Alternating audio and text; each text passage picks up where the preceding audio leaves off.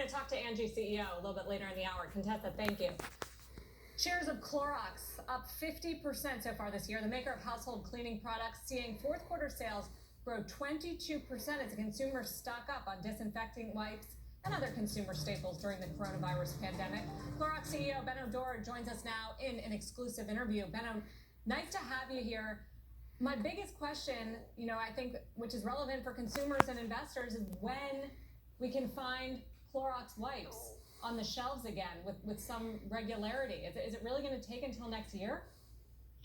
Hi, Sarah. Thanks for having me. And that's a question that clearly is on everybody's mind.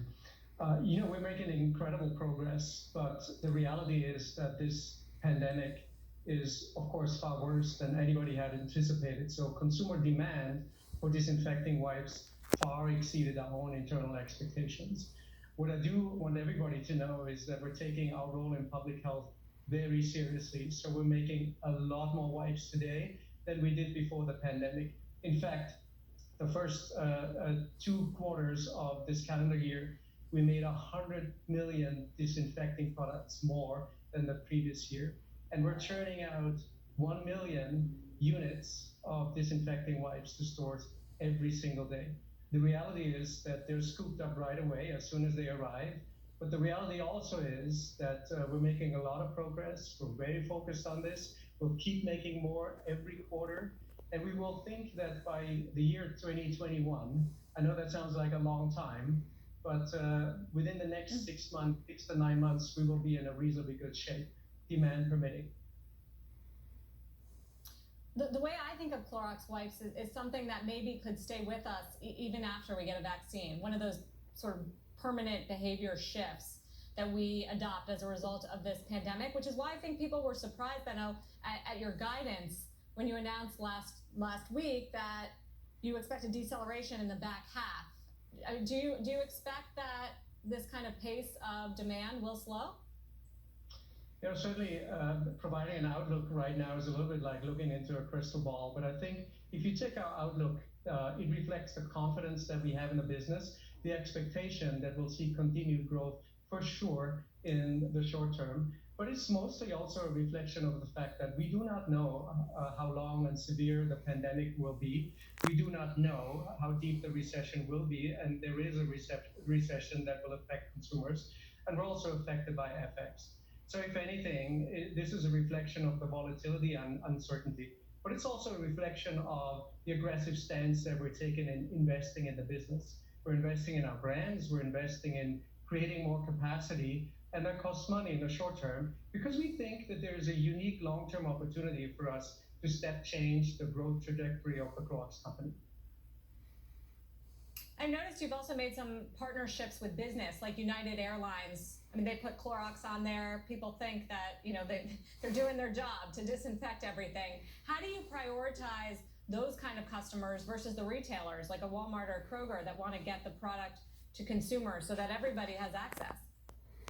Retailers and consumers are a firm priority. As our healthcare providers, we want to make sure that those who help others on the front line are prioritized and get the disinfecting products that they need. That's clear. So at this point, the partnerships that we've created with companies like Uber Technologies and United Airlines and AMC Theaters, they're more in a pilot phase. And the degree with which we will supply them will depend on availability of the products, which will ramp up over time. But clearly, we have a great responsibility to serve consumers and retailers first, and that's what we're focused on. Benno, at the peak of the crisis, there was a great kind of imperative not to price gouge for crucial products that all people needed. Given that we're now past the peak of the crisis and there's still such ferocious demand for your disinfecting wipes, do you think it would be fair for you to push up the price at least a little bit? No, we will not do that. One of our core values as a company is do the right thing, and it would simply not be doing the right thing. So we clearly incur additional costs in the manufacturing of our products, in particular because we're using third parties, and that tends to be a little more expensive. But it's the right thing to do for us to absorb those costs, and we will not pass those on to the consumer.